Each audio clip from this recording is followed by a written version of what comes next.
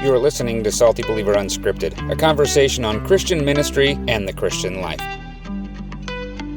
This is Salty Believer Unscripted. I'm Josiah Walker. I'm Bryan Catherman, and hey, so listen, when we very first started this podcast in 2012... When we restarted.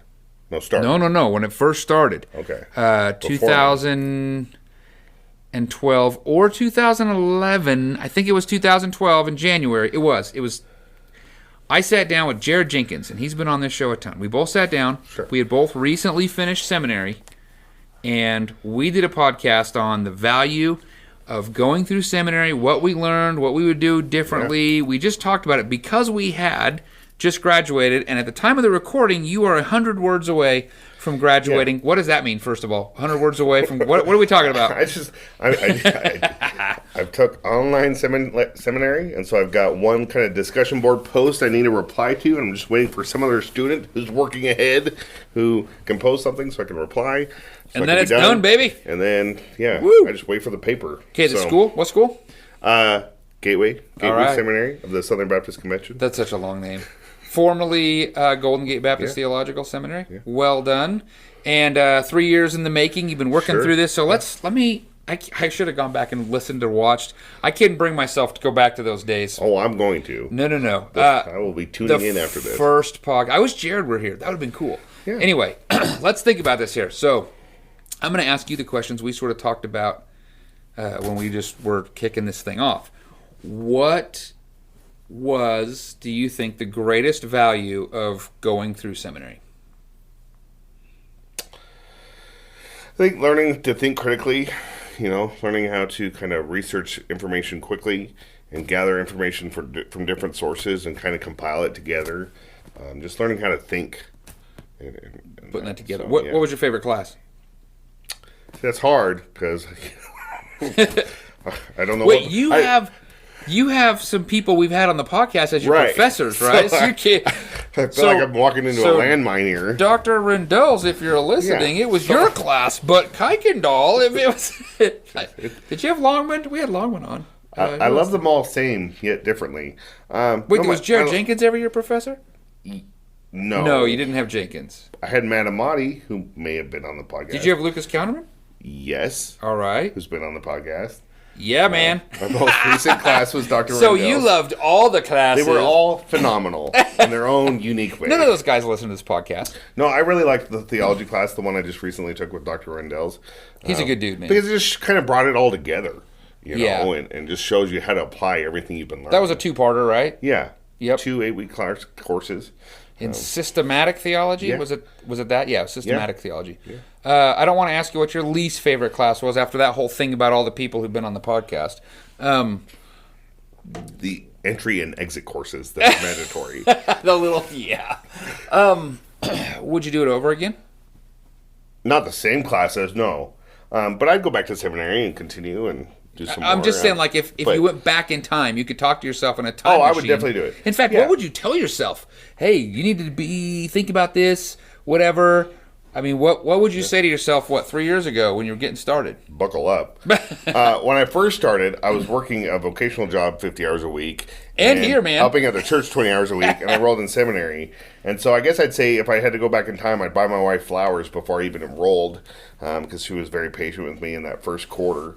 But just the value of it, I don't think I fully understood the value of seminary going into it as I do coming out of it. Mm-hmm. You really talked about it and talked about how important it would be, but I didn't realize how much it would grow me, how much I would learn, how much it would help me just kind of mature as a Christian, as a leader, as a pastor, as it really has. Is there anything that just shocked you? That you were just? I remember a conversation that Jared had when we were talking about it, and he said there was a guy in his class, this is the story he told, he said, I couldn't believe some of the students that I sat with, where I go through this whole thing, and I can't remember what class it was, maybe it was Jim Hamilton or somebody lays out this huge argument for the whole semester about the value of biblical theology or end times, I don't even know. And the guy's a scholar, leading in the field, wrote multiple commentaries, and one of the students at the very end is just like, I don't buy it.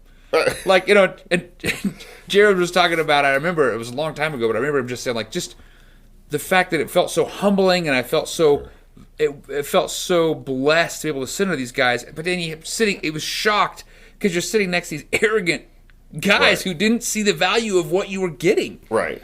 I mean, what would shock you? I don't know if I remember Jared saying that because I didn't have quite that sort of encounter. I think what shocked me was the class I took on Zoom where one guy didn't wear a shirt during the class. What? So I was like, that guy's... He forgot to put a shirt on? I mean, we're all on Zoom. We're all in our homes. It was like a weekend intensive, like 2-day thing, all night Friday, all day Saturday. I think Zoom has ruined us. I think like you should still wear it. Like, I wouldn't go to campus without a shirt on. No. And I've done some lecturing, and I've never had that happen. Like, are you doing push-ups in between lectures? But... in addition to that, so there is that, a couple things. One, there is that weird dynamic where you're unsure, right? Because you got to share opinions, you got to talk, and you got to write posts that other people critique and read. And I was in a class with like people who I think had less education than I did, or hadn't been in school as much as I had. And then I had others who had were professors at universities that were just taking this as well, spectrum. or were retired and had tons of time. And so that was kind of just that weird dynamic of how we're all in different positions, but we're all learning and all growing. But you did, so when I did stuff online, there wasn't as much Zoom option for my master's. Yeah. And then I went to campus for my doctorate. But I didn't have talking with students on Zoom. Right. So did you feel like there was just a lot of that? Was it actually Zoom or is it something else? It's the system thing. Yeah, no, it was Zoom? Yeah, my first 2 or 3 lectures were on Zoom. I'm talking 3-hour lectures with breakout sessions where they put you with 3 other students and then you'd have one that didn't want to talk, right? It was just reminded me of high school in the small groups where But it's better than having to fly to California every could not have done few weeks, right? Yeah. The other thing that shocked me was I took Old Testament with Greg Watson, Dr. Watson. And great dude. Did he kill you on Tarabian? Phenomenal class. Did he get you on the Tarabian? He was all right. Because he's like the official Tarabian guy at the school, I think.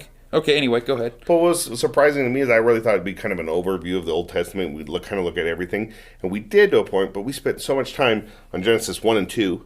So 4 to 5 weeks, I think, on that. Just learning tools and method. And kind of breaks. And and that was surprising to me. I did not expect that, but it was beneficial. Well, it's probably really beneficial because in 8 weeks you read the whole Old Testament or you read half the Old Testament. You don't want super fast overview survey.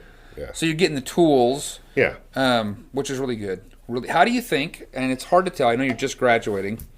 Congratulations, by the way. Thank you. What do you think the contribution to your ministry and the church and what you're going to be doing? How has that benefited your ministry? I know the church has already, through the whole process, has just seen the benefit, but how do you think the greatest benefits are going to be, or what do you think that's really helped? Just a real firm foundation. I mean, it's helped me grow in what I believe. Like I was talking in one of my posts that I wrote out today, when I was ordained here at our church, I had to kind of write a statement of beliefs. Mm-hmm. But in my theology class, I had to kind of write a beefed up version of what I believe, and I had to speak about some things that I hadn't touched on before. So it really caused me to think through some areas that I hadn't really spent much time thinking through. What were those areas? End times? There was end times was one of those. Yeah. I knew it. The church, kind of thinking about elders and deacons and different things like that. We've done a lot of that at our church. Which, praise God, that our podcast kind of went through that because that helped prepare me for that. But so just kind of that foundation and theological framework to go on and continue doing the work that I'm doing here. That's nice. So any books you're going to burn? My Turabian book, the how-to guide. No, but there are some books that I think I'm going to go back and read again because you're reading them on this time crunch. I took a lot of courses that were 16-week courses that got condensed to 8 weeks so you could work faster and finish quicker. So I did a lot of that. The nice thing about that is I think you did it the same way maybe I did, where instead of doing 2 or 3 or 4 16-week classes simultaneously, you're doing 1 or 2 8, and then as soon as those are done, then you do another 1 or 2 8. Correct. So you're thinking about them a lot more and reading a lot more, but instead of reading 9 books at the same time, you're reading 4 books and thinking about it. Right. But you're reading a ton of those books throughout the week. So there was a lot of that I was like, I want to go back and read this book again at a slower pace, digest it more. I'm still reading through stuff. I mean, I read lectures to my students again. Oh, nice. At a slower pace, the beginning of the year, maybe around the time I took the sabbatical. Man, it was so much better than just cranking through it, looking for a post to write or a paper or whatever. Oh, wow, this is really, this is nice. It's funny because 5 years from now, I'll pull down my theology book and I'll be skimming through it and I'll see where I wrote, quote, that's good, say something about this. You need to use it for a paper. So all my little notes in there have to do with writing a post versus this is great. This is really helpful. So. That's fantastic. What's your plan now as far as lifelong learning? Besides going back and reading some of those, What are you thinking you're going to do now? Well, I think we should do an episode on that and kind of talk about continued learning and stuff. All right. But I definitely want to do some reading more and, Did you, I think you maybe in your exit class you had to do this, or one of your classes, you had to build a list of like... I did. Was it like your reading plan for the next 5 years? Yeah, just kind of how I was going to keep growing and learning and what I was going to do. I talked about doing some Simeon Trust courses. Those are awesome. We need to get those guys back. Maybe go to a workshop. We're going to a workshop. Oh, sweet. So I'm doing that. Woohoo. And then I put a bunch of books down, mostly on preaching. I really want to grow in my preaching ability and stuff. And good thing we're going to a Simeon Trust workshop. So it's all, God's got the whole thing rigged. He's got it worked out. And I'm really excited that you're done, because we work together at the church, and for those who aren't at our church or whatever. And I'm really excited to have you on the preaching schedule more, kind of rolling into that and working in our co-eldership roles, because you won't be so bogged down. Sure. Did you feel like you missed a lot of movies and other social events in the world where like... Yeah, apparently there was a pandemic. I knew nothing about it. I was just like, I had my nose in a book for the last 3 years. So... Well, if anything, I guess a pandemic's a good time to do school, because what else are you doing? I'm definitely looking forward to catching about some family time, spending some time with my wife and my daughter, and just kind of, being more free to go to the movies, go to the park, that kind of thing. That is really awesome. Hey, well, I'm really proud of you, and I'm sure that just your involvement in this has probably come along even in the podcast and helped. I know it'll have an impact in the, and you would do it all again. Yeah, so if you're listening to this, go to seminary. If you want to go to Gateway, I'll tell you which professors were just awesome. So. Yeah, which is all of them. How can they get in touch with you? What's our SaltyBeliever@gmail.com. There you go. Hey, congratulations. Till next time. Thanks for listening. Salty Believer Unscripted is a production of SaltyBeliever.com. Visit the website to find more resources like the podcast you've just listened to.